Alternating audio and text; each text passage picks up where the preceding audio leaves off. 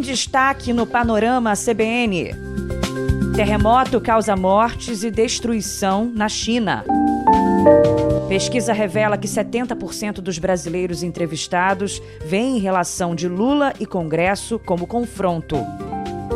E após derrota recente, o presidente está dizendo a aliados que vai insistir na indicação de Messias ao Supremo. Em meio a uma frágil trégua, Trump volta a ameaçar o Irã. Ancelotti anuncia hoje os 26 jogadores que irão à Copa. Seleção brasileira com ou sem Neymar? É a pergunta a ser respondida.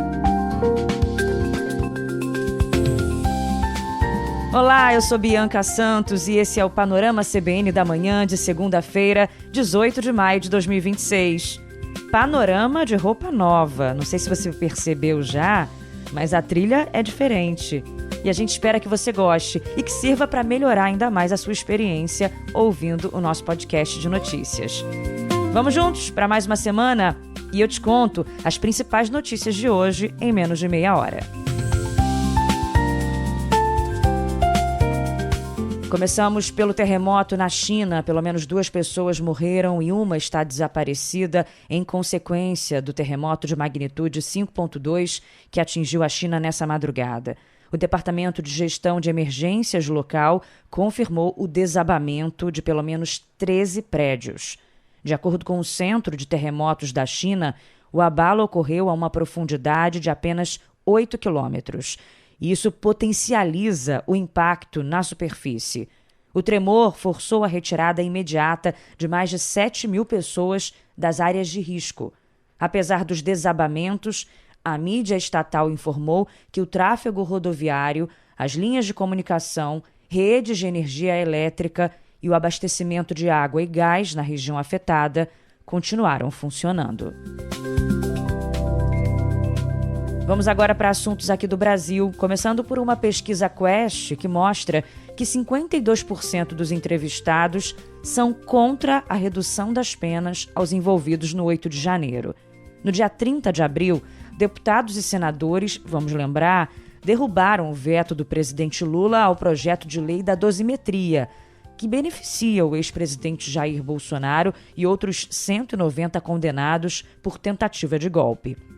Bom, apesar de ter sido promulgada pelo presidente do Senado no dia 8 de maio, a aplicação da nova lei da dosimetria foi suspensa pelo ministro Alexandre de Moraes.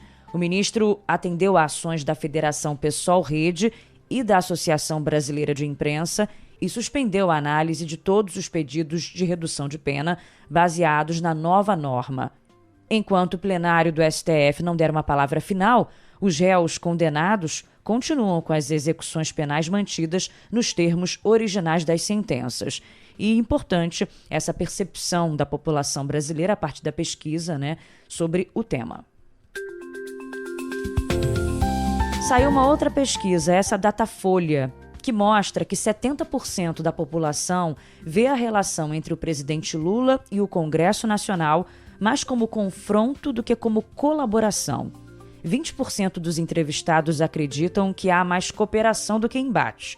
Entre quem acha que há mais confronto do que colaboração entre o governo e o Congresso, 89% dizem que isso é negativo para o Brasil e 10% consideram positivo. O levantamento mostra também o legislativo em baixa perante a população. O desempenho de deputados federais e senadores é considerado ruim ou péssimo por 37% dos entrevistados e bom ou ótimo por 15%. A situação é pior do que a medida em dezembro do ano passado, mas se mantém estável em relação ao último levantamento, no início de março. No recorte da pesquisa divulgado no sábado sobre a disputa eleitoral, Lula e Flávio Bolsonaro aparecem empatados, com 45% das intenções de voto no segundo turno. Segundo o Datafolha, a maior parte das entrevistas foi feita antes da revelação das conversas entre Flávio Bolsonaro e Daniel Worcaro. Na percepção dos eleitores, o governo Lula tem desempenho mais bem avaliado no combate à fome e à miséria.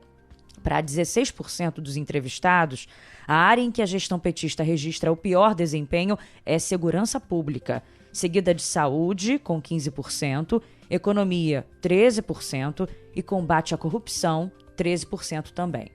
A pesquisa ainda procurou identificar qual área os eleitores consideram mais urgente para o próximo presidente da República.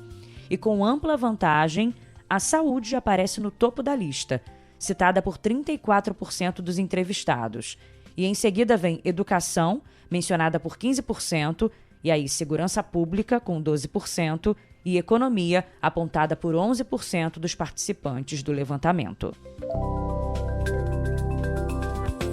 E sobre a relação entre Congresso e presidente, eu te conto que Lula avisou a aliados que pretende insistir na indicação de Jorge Messias para a vaga aberta no Supremo Tribunal Federal. O reenvio do nome do advogado-geral da União ao Senado deve acontecer ainda antes das eleições de outubro, mesmo após a rejeição inédita sofrida pelo indicado na casa. Lula passou a tratar o episódio não como uma derrota pessoal de Messias, mas sim como uma afronta política ao governo e a prerrogativa constitucional do presidente de escolher os ministros da corte. A intenção de Lula agora de manter o nome do ministro ocorre em meio ao agravamento da crise com o presidente do Senado, Davi Alcolumbre. O Palácio do Planalto tem a convicção de que Alcolumbre atuou nos bastidores para derrotar Messias, embora o parlamentar negue publicamente. Lula chegou a discutir alternativas para a vaga, incluindo a indicação de uma mulher, após pressões do PT e de movimentos sociais. Mas assessores presidenciais argumentaram que abandonar Messias consolidaria a imagem de recuo diante do Congresso e transformaria a nova indicada em um plano B. Uma outra possibilidade avaliada, de qualquer forma, para o futuro de Messias seria assumir o Ministério da Justiça, caso o Congresso aprove a PEC da Segurança Pública e a pasta seja dividida. O atual ministro, Wellington César Lima e Silva, vem recebendo críticas internas. Mas aliados de Messias dizem que o cargo não é atrativo, porque exige um novo enfrentamento com o Legislativo na reta final do mandato do governo Lula. Começa hoje a 17ª edição da Marcha dos Prefeitos em Brasília, reunindo gestores de todo o país para colocar a segurança pública no centro dos debates e para antecipar o tom das eleições de outubro, né? Bom, dados da Confederação Nacional dos Municípios revelam que os gastos das cidades com segurança saltaram 66% nos últimos 10 anos, atingindo 12 bilhões e 400 milhões de reais em 2025. O tema será discutido entre pré-candidatos à presidência, mas o presidente Lula, esperado, deve participar apenas como chefe do executivo para evitar sabatinas e cobranças sobre o recém-lançado Programa de Combate ao Crime Organizado.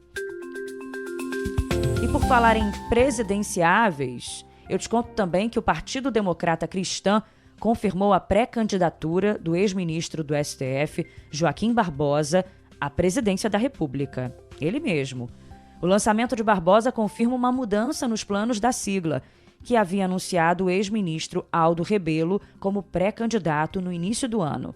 À TV Globo, Rebelo disse que vai manter a pré-candidatura até a convenção, mesmo que tenha que judicializar. Vamos mudar de assunto para eu te falar sobre a PEC que prevê o fim da escala de trabalho 6x1. Ela deve movimentar o Congresso nesta semana. O relator deve apresentar na quarta-feira o parecer final sobre a proposta. A expectativa é de que o texto do deputado Léo Prates inclua regras de transição para alguns setores e punições para empresas que descumprirem as novas normas. A Comissão Especial da Câmara, que analisa a PEC, faz hoje já uma audiência pública com representantes dos empregadores. E amanhã a discussão será com trabalhadores e centrais sindicais.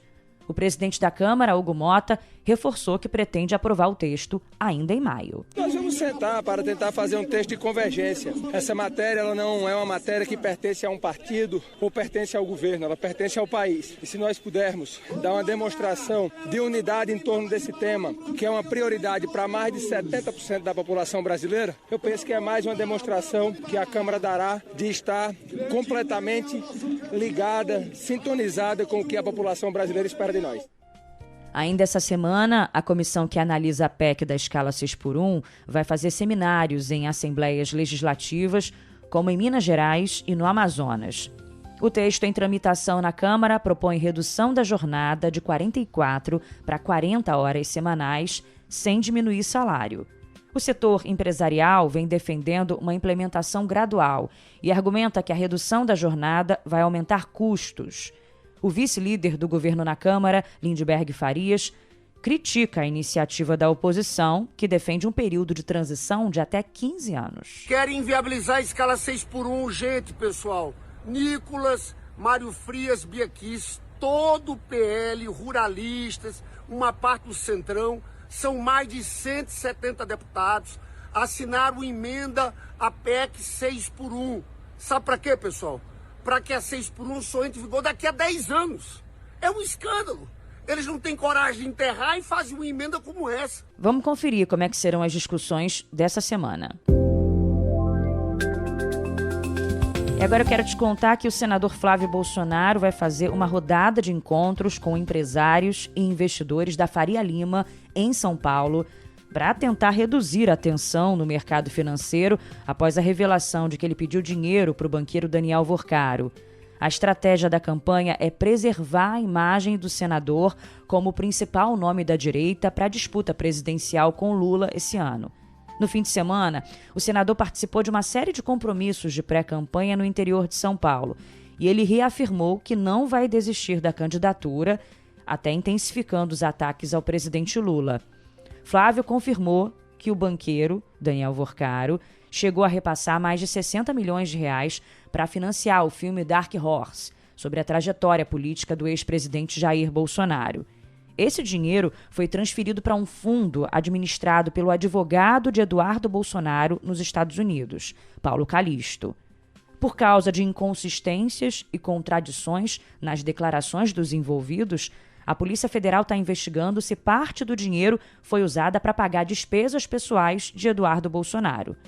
Bom, na nossa programação, o cientista político Melilo Diniz falou que as investigações revelam um cenário que vai além do financiamento do filme sobre Bolsonaro. Houve um conjunto de contribuições financeiras, doações, que podem, inclusive, ser encaradas como fruto da corrupção ou da tentativa de captura de políticos e de membros da política, como a família Bolsonaro. É claro que salta aos olhos essa relação, salta aos olhos o valor, salta aos olhos tudo que nós temos acompanhado em relação a esse caso. Isso é fruto de relações políticas e de dinheiro público que foi tomado por vários mecanismos pelo caso Master. Nas redes sociais, Eduardo Bolsonaro voltou a dizer nesse fim de semana que não usou dinheiro de Worcaro e nem teve contato com o banqueiro.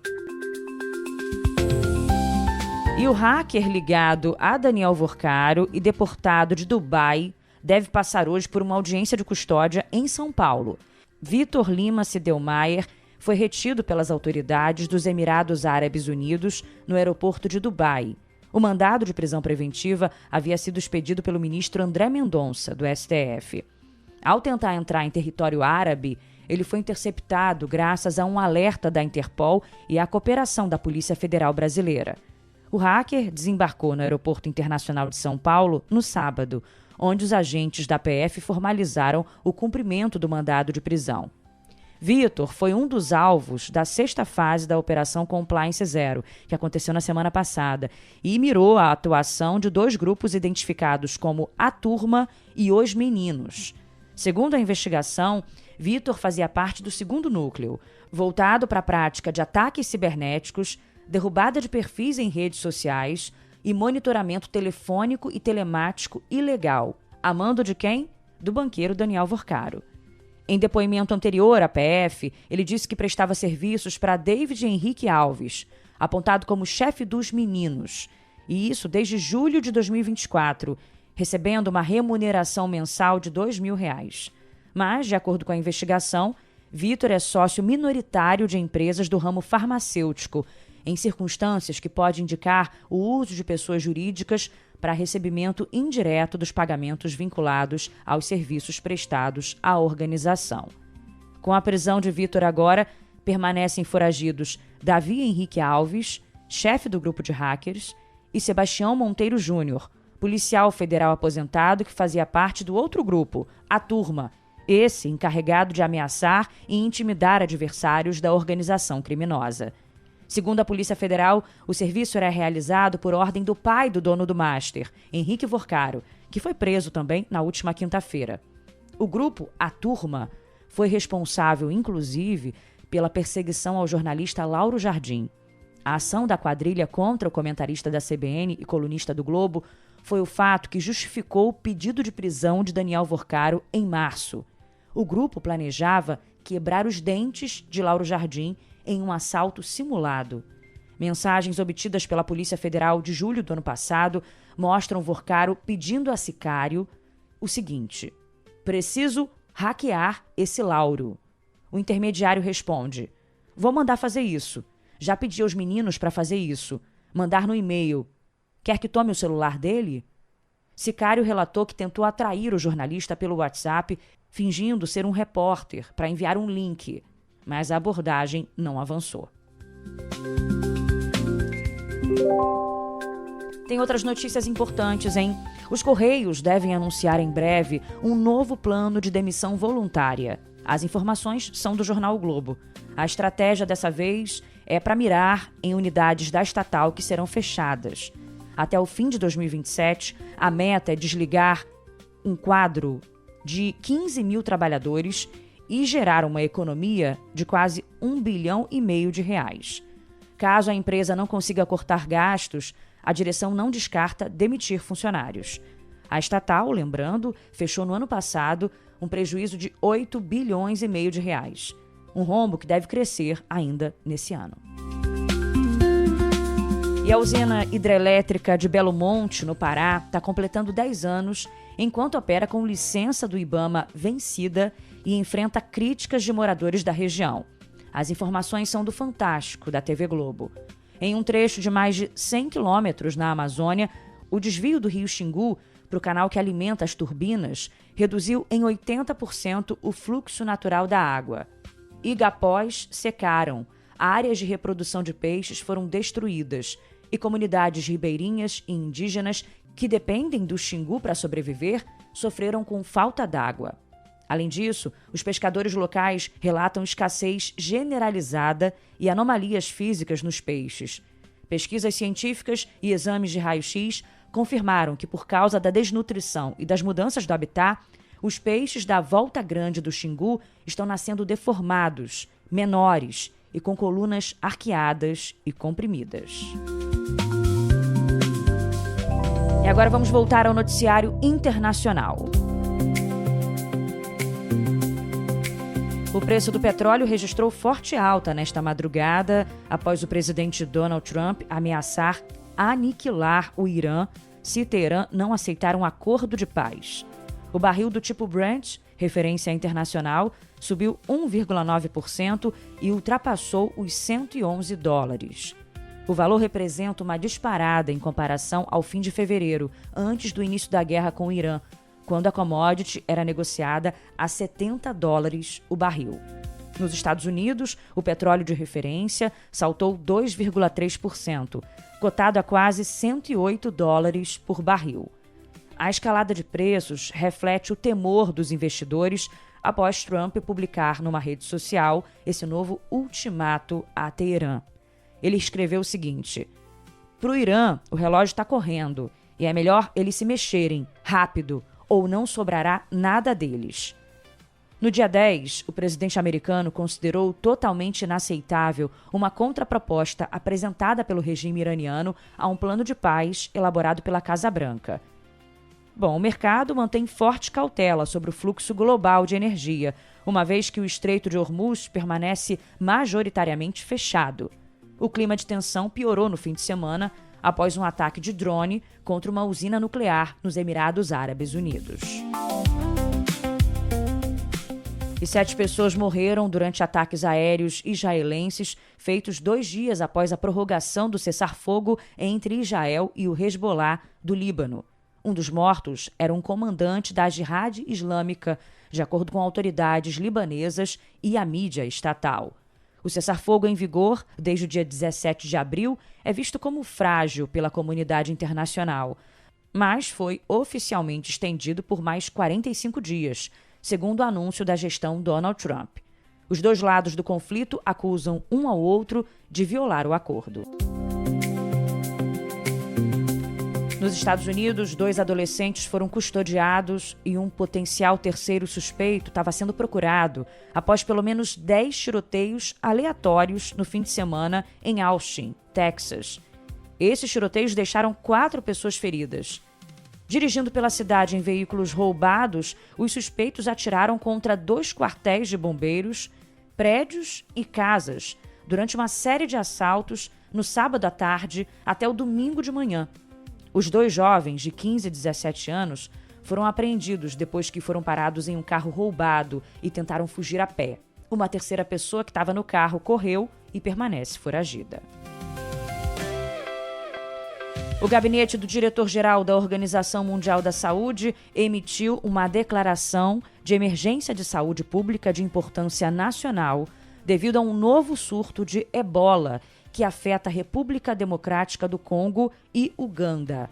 O comunicado ressalta que o surto ainda não cumpre os critérios de emergência pandêmica. Entre as condições que levaram o organismo internacional a qualificar a situação como emergência estão os 8 casos de contágio confirmados na sexta-feira por laboratórios. E há ainda 246 casos suspeitos e 80 supostas mortes, isso na República Democrática do Congo. Segundo a OMS, o ebola apresenta uma taxa de mortalidade entre 60% e 80%. É transmitido por fluidos corporais e causa febre alta, fraqueza intensa e hemorragias graves. Agora o futebol.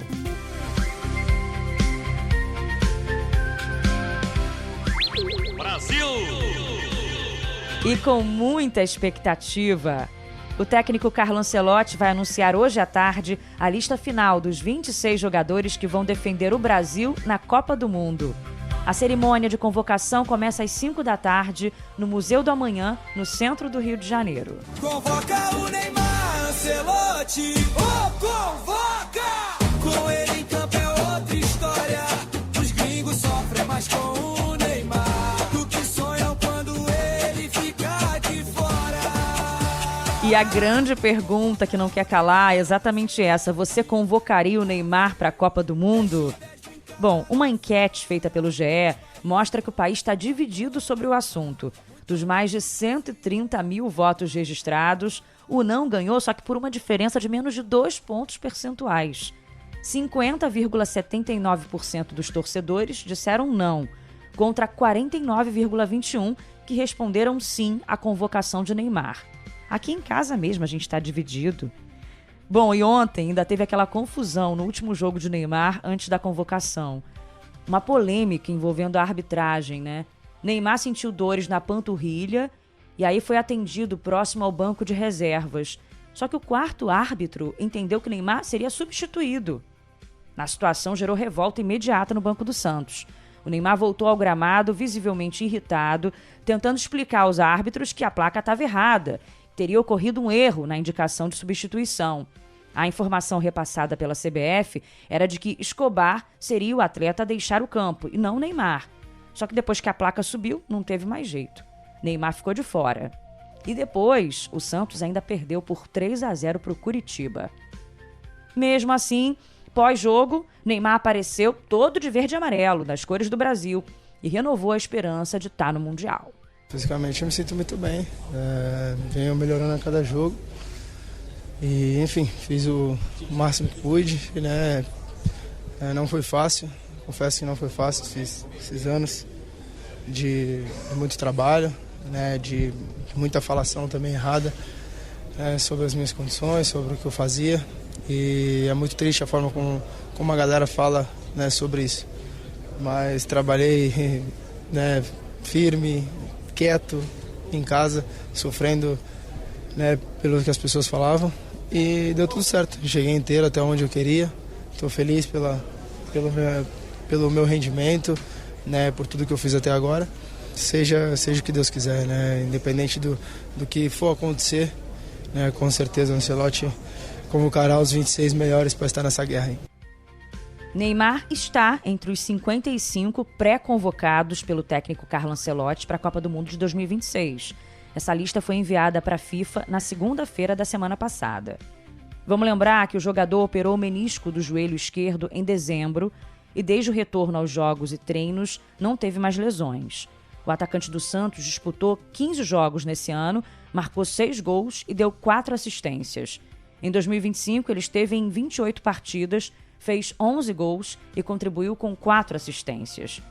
O craque é o maior artilheiro da história da seleção brasileira, com 79 gols em 128 jogos oficiais. Isso aí é inegável. E até agora, o único jogador convocado antecipadamente pelo técnico Carlo Ancelotti foi o zagueiro Danilo, do Flamengo, que ganhou a vaga em março. Danilo é um jogador muito importante, não só no campo, também fora de campo.